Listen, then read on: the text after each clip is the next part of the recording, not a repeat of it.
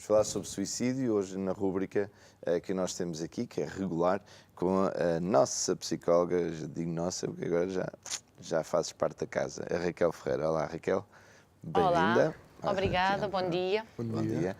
Queres apresentar a tua Sim, colega? a minha convidada, a minha colega, psicóloga, portanto, trabalha também comigo na nossa equipa em Belém e, portanto, é neuropsicóloga. Para além de psicóloga clínica, também é neuropsicóloga e, portanto, traz-nos aqui, eu acho que é importante, não é? Um tema sensível e vem-nos trazer uma perspectiva diferente, não é? O que é que a neuropsicologia tem a dizer sobre este assunto e também para ajudar os telespectadores e as pessoas que estão lá em casa a perceber melhor do que é que vamos falar. Claro.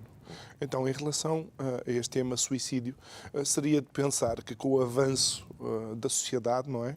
Mais tecnologia, mais respostas a determinadas situações, que esses números pudessem também diminuir.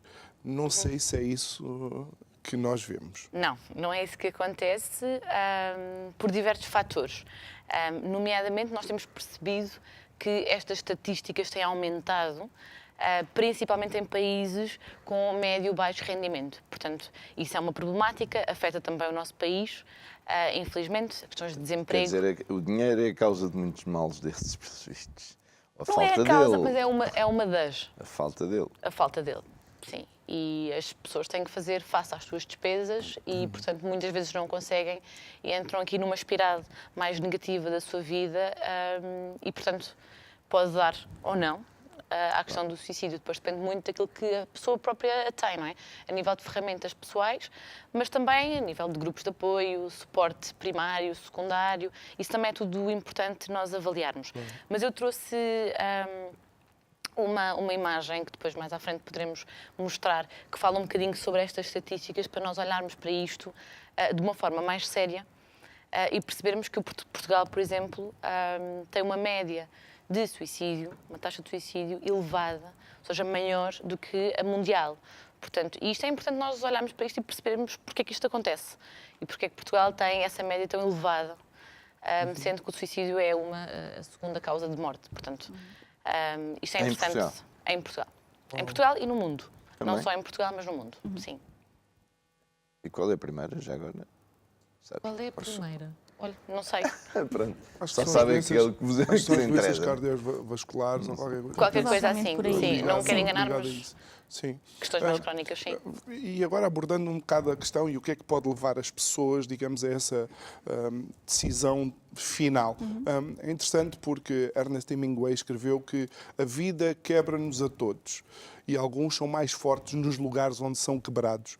Mas isto foi escrito por alguém que terminou com a sua própria vida. Como é que a complexidade do cérebro humano, das emoções, como é que nós podemos lidar com isto?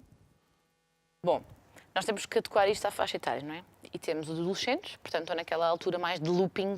Há muitos loopings emocionais na altura da adolescência. Há muitos slogans hoje em dia, nomeadamente o pensar no amanhã e no amanhã e no amanhã, o que nos faz estar sempre no futuro, não é?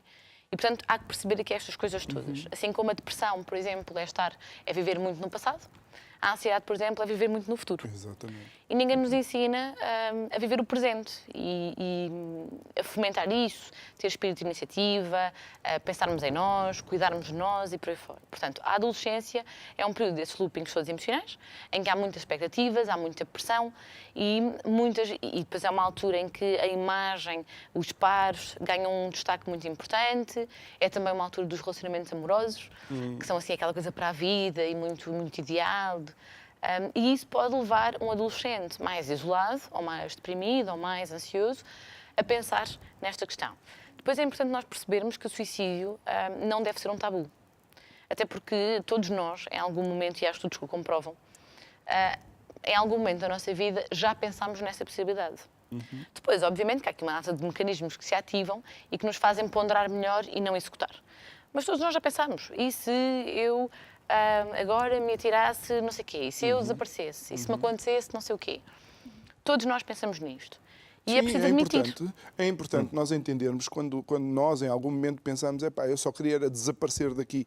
Isto pode ser considerado um pensamento suicida, não é? Pode ser uma pequena semente que, se for adubada durante muito tempo, pode terminar com a execução em ação, colocar em ação. Inclusive, o suicídio não é só o ato em si consumado, não é?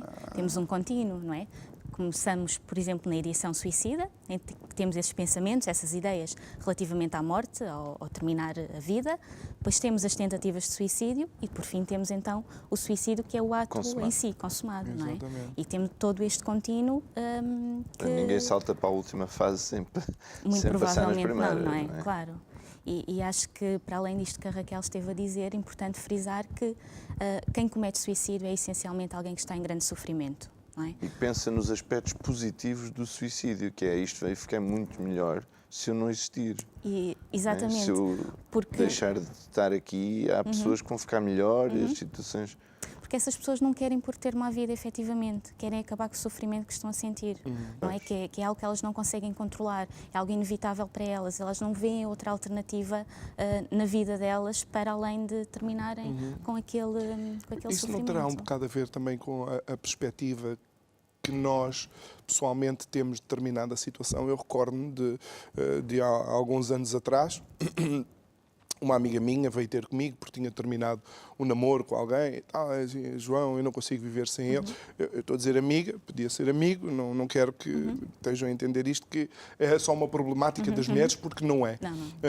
Não posso viver sem ele. E eu não sei, na altura lembrei-me e disse: olha, espera aí, eu vou-te mostrar, experimenta sem oxigênio durante 2 minutos.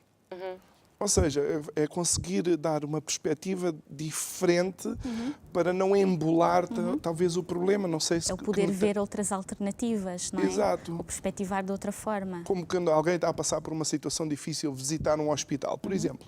E por que não? Falar com um amigo, que seja o enfermeiro ou o doutor, e ir visitar um hospital pessoas que estão nos cuidados intensivos para aprender a relativizar, se calhar, o problema. Não sei se são algumas coisas que vocês podem aconselhar as pessoas.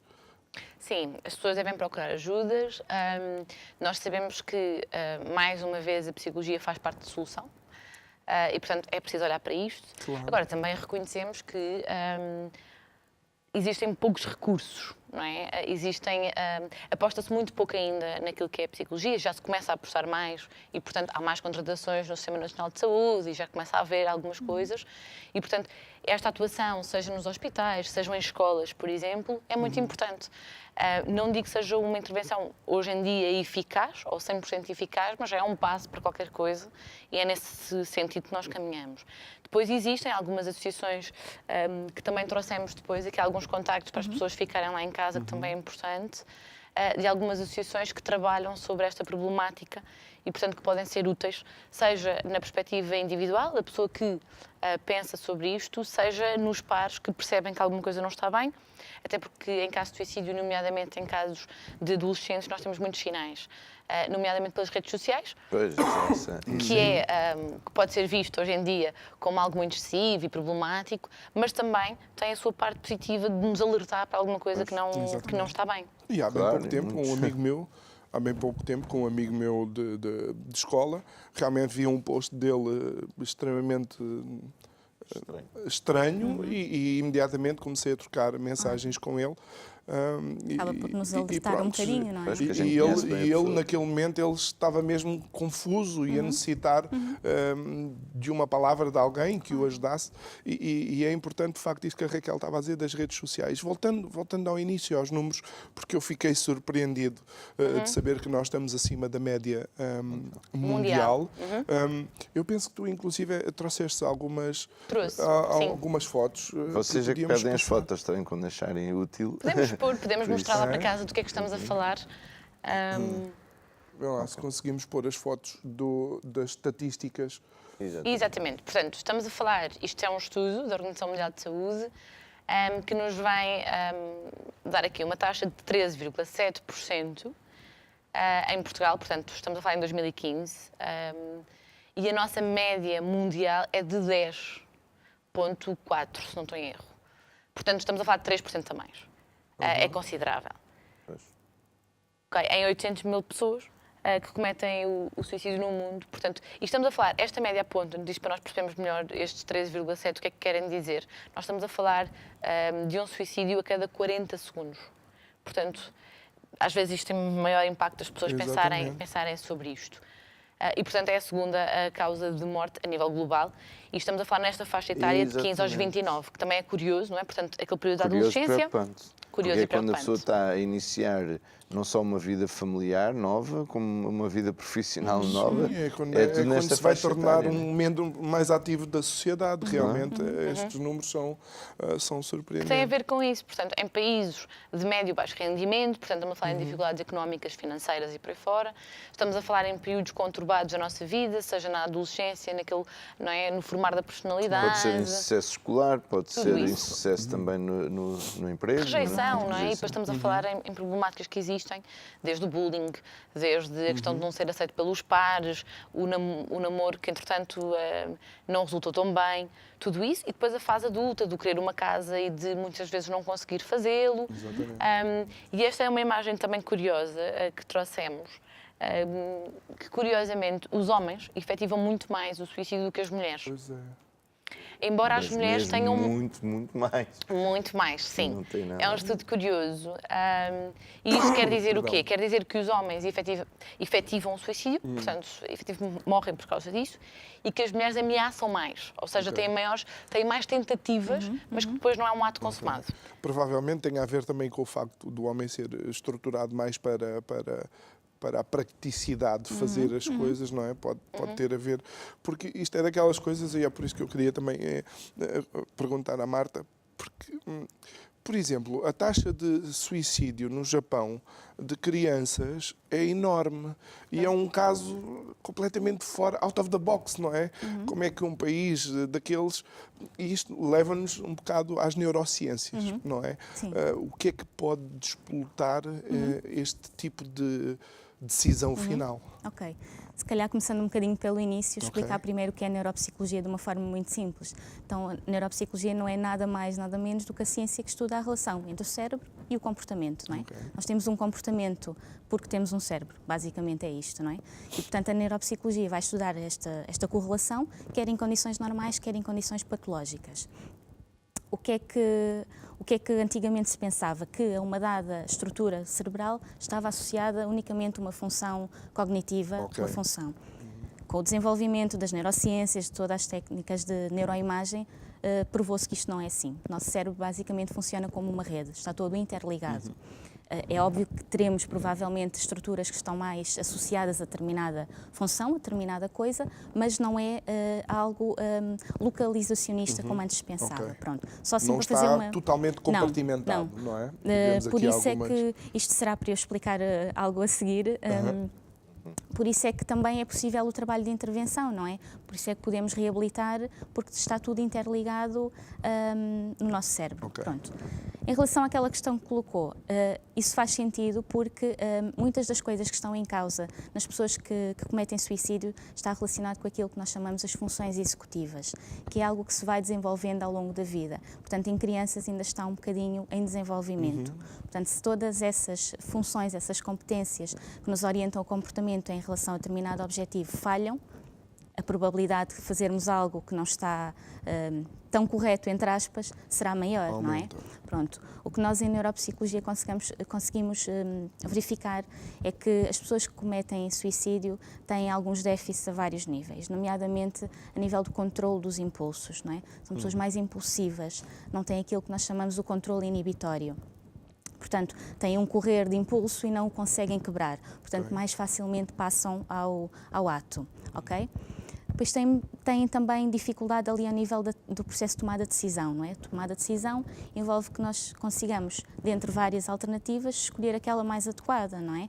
Pesando prós e contras dessa escolha, associando aspectos morais, aspectos éticos também, não é?